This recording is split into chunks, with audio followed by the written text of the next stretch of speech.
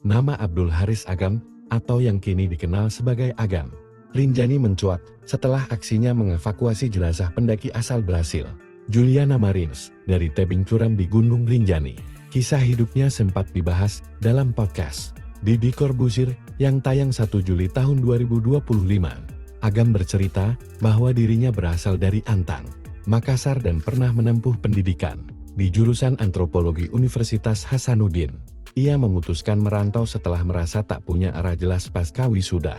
Keputusan pindah ke Lombok bermula saat ia diminta juniornya untuk mengantar ke Rinjani tahun 2016.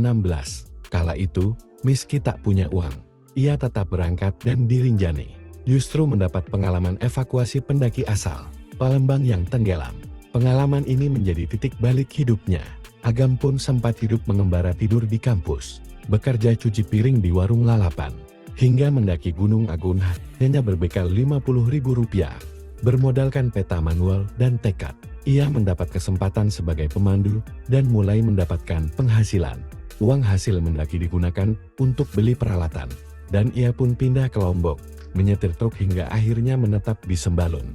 Di Sembalun, Agam sempat tinggal di hutan, bertahan hidup dari alam, hingga akhirnya menjadi porter dan tour guide.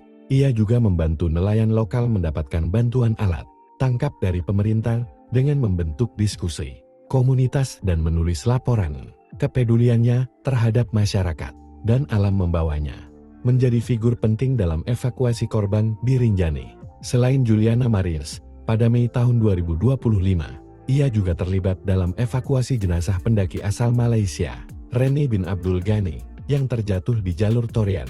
Meski mendapat pujian atas aksi heroiknya mengevakuasi jenazah Juliana, Agam tetap menyampaikan permintaan maaf kepada keluarga korban dan publik Brasil karena tidak bisa menyelamatkannya dalam keadaan hidup.